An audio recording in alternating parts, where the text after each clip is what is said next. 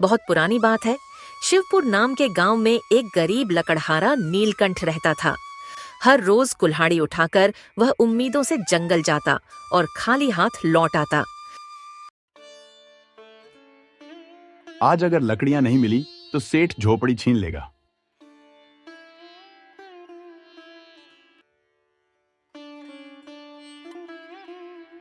अरे ओ नीलकंठ, फिर वही जंगल, फिर वही बेनतीजा मेहनत। हर बार तू लकड़ियां लाता है और साथ लाता है कोई नई मुसीबत।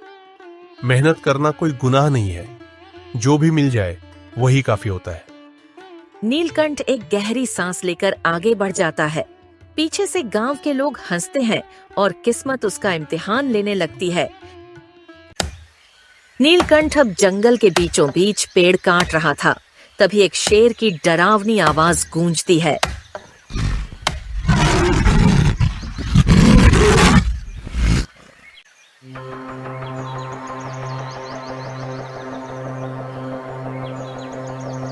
उसकी कुल्हाड़ी हाथ से गिरती है, लकड़ियां बिखर जाती हैं और वह डर के मारे भाग खड़ा होता है।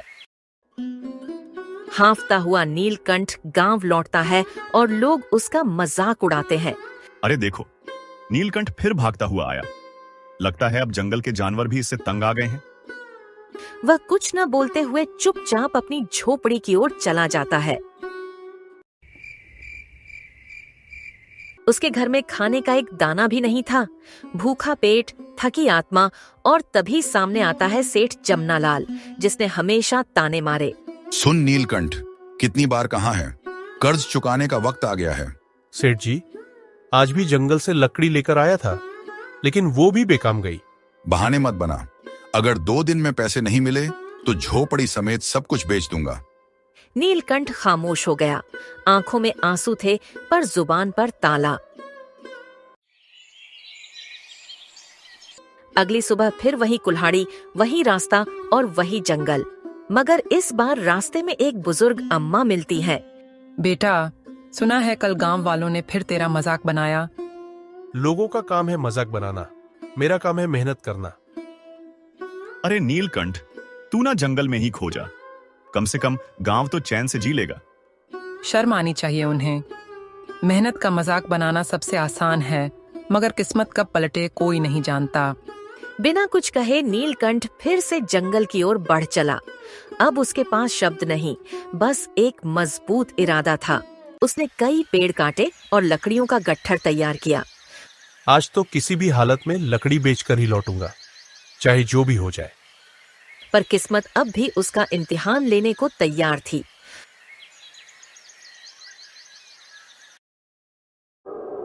अचानक तेज आंधी चली और गट्ठर उसके हाथों से उड़ गया। अरे, ये क्या हो गया? लकड़ियों का गट्ठर कहाँ उड़ गया? फिर वही हारा हुआ चेहरा, फिर वही खाली हाथ और फिर गांव का तिरस्कार। देखो, आज भी शायद लकड़ियां नहीं बेच पाया। लगता है भगवान ने इसे बस पसीना बहाने के लिए भेजा है, फल पाने के लिए नहीं।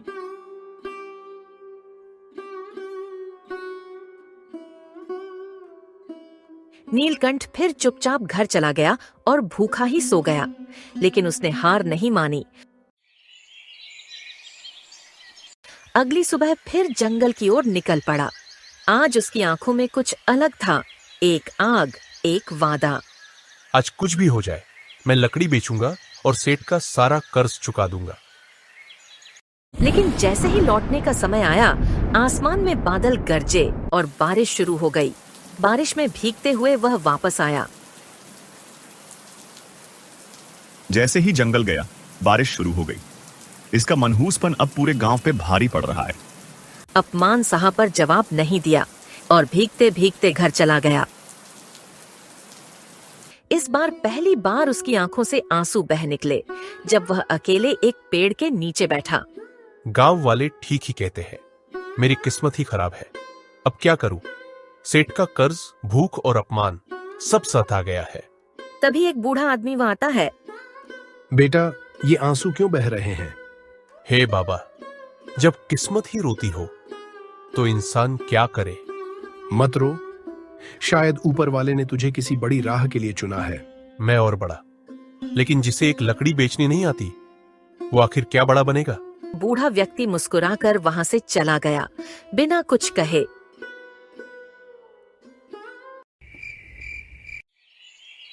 नीलकंठ अब जंगल में थोड़ा और भीतर गया, जहां एक पुराना खंडहर दिखा। ये कैसा खंडहर है? अंदर जाने का मन हो रहा है, लेकिन डर भी लग रहा है।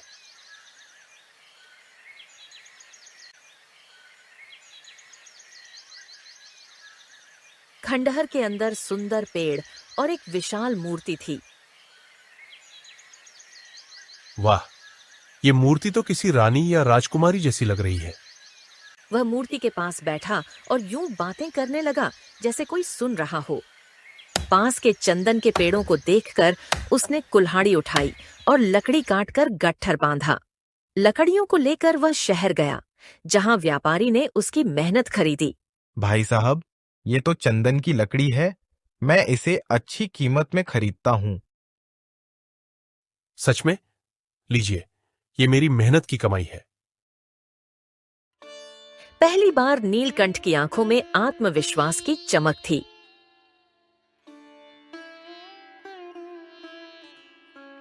सेठ जी, मैंने आपका सारा कर्ज चुका दिया है। क्या तूने लकड़ियां बेच ली, और वो भी इतनी बढ़िया कीमत में? क्या सच में मेरी किस्मत अब बदलने लगी है? अब रोज वह खंडहर जाता और मूर्ति से दिल की बात कहता, जिससे उसे सुकून मिलता। तुम भी अकेली हो और मैं भी। तुम पत्थर की बनी हो और मैं गांव वालों की बातों से अंदर से पत्थर बन गया हूं। लगता है तुम मेरे दर्द को समझ रही हो। उसे नहीं पता था ये सिर्फ एक पत्थर की मूर्ति नहीं, बल्कि उसमें एक आत्मा कैद थी। अगली सुबह जब वह वहां पहुंचा तो उसकी जिंदगी हमेशा के लिए बदलने वाली थी। अरे, ये तो वही चंदन का पेड़ है। कल ही तो काटा था, आज फिर खड़ा हो गया। वह पेड़ फिर से ताजा और सुगंधित खड़ा था, मानो कोई जादू हुआ हो। ओ बाबा रे, ये तो कोई चमत्कार लग रहा है। क्या ये खंडहर सच में जादुई है?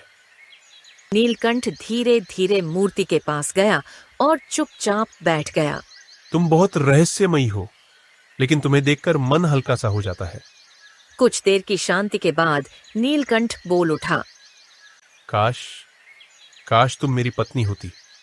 माफ करना, ये कहने का हक शायद नहीं है, लेकिन तुम्हें देखकर दिल खींचता है। तभी एक हल्की हवा चली और कुछ ऐसा घटा जिसकी उसने कभी कल्पना भी नहीं की थी। नीलकंठ, मैं कब से तुम्हारी बातें सुन रही हूँ। अरे, ये आवाज कहाँ से आई? तुम्हारी सच्चाई, तुम्हारा परिश्रम और तुम्हारा निष्कलंक प्रेम, इन्हीं ने मेरे भीतर की सोई आत्मा को जगा दिया है। ये क्या? तुम बोल रही हो? हाँ नीलकंठ, मैं ही रूपाली हूँ। वर्षों से इस पत्थर में बंद हूँ, लेकिन तुम्हारे आने से मुझे फिर से आशा मिली है। आखिर तुम पत्थर क्यों बनी हो?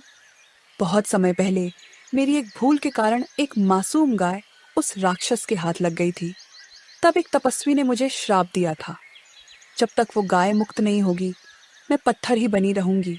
तो अब मैं उस गाय को छुड़ाऊंगा, चाहे वो राक्षस कितना भी खतरनाक क्यों ना हो। वो राक्षस दूर पर्वतों में रहता है, बेहद बलवान और क्रूर। तुम्हें बहुत सतर्क रहकर ये काम करना होगा। अब तुम मेरे लिए कोई रहस्य नहीं, तुम मेरा विश्वास हो चुकी हो। मैं तुम्हें जरूर मुक्त करूंगा। नीलकंठ की आंखों में अब डर नहीं था, सिर्फ एक लक्ष्य था, रूपाली को आजाद कराना। वो तेजी से पहाड़ियों की ओर निकल पड़ा, जहां एक भयानक अंधकार उसका इंतजार कर रहा था। वो खतरनाक जंगलों से होते हुए उस पर्वत की ओर बढ़ा, जहां एक दानव ने गाय को बंदी बनाया था। रूपाली को बचाना है, चाहे इसके लिए मुझे अपनी जान क्यों न देनी पड़े। कई घंटे की कठिन चढ़ाई के बाद नीलकंठ काली गुफा के पास पहुंचा। गुफा के भीतर अंधकार फैला था और हवा भारी थी। पहले देखना होगा, कहीं राक्षस जाग तो नहीं गया। नीलकंठ ने बिना आवाज किए अंदर झांका। दानव गहरी नींद में था, उसकी डरावनी सांसें पूरी गुफा में गूंज रही थीं। नीलकंठ बहुत सावधानी से अंदर घुसा। वहां एक गाय रस्सी से बंधी चुपचाप बैठी थी। वह धीरे से फुसफुसाया, चुपचाप चलो, मेरे पीछे आओ। गाय जैसे उसे पहचान गई, वो धीरे से खड़ी हो गई। बिना कोई आवाज किए नीलकंठ ने उसकी रस्सी खोली और दोनों गुफा से बाहर निकल गए। गुफा से दूर भागते हुए नीलकंठ बोला, रूपाली अब आजाद होगी। नीलकंठ गाय को लेकर खंडहर पहुंचा। देखो रूपाली, मैं गाय को ले आया हूँ। तभी खंडहर की मूर्ति से एक तेज प्रकाश निकला और सामने प्रकट हुई रूपाली। नीलकंठ, तुमने वो कर दिखाया जो कोई सोच भी नहीं सकता था। आज मैं तुम्हारी वजह से आजाद हूँ। नीलकंठ की आंखों से आंसू बह निकले, इस बार हार के नहीं, प्रेम की जीत के।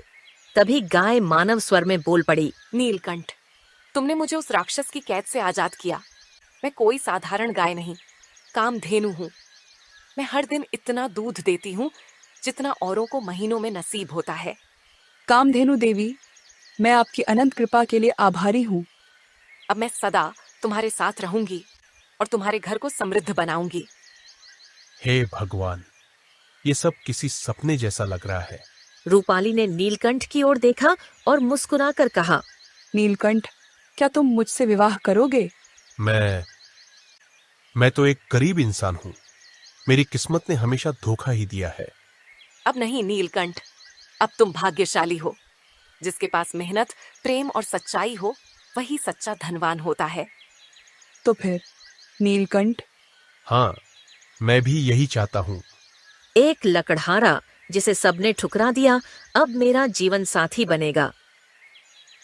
नीलकंठ अब अकेला नहीं था, उसके साथ थी उसकी पत्नी रूपाली और चमत्कारी गाय कामधेनु।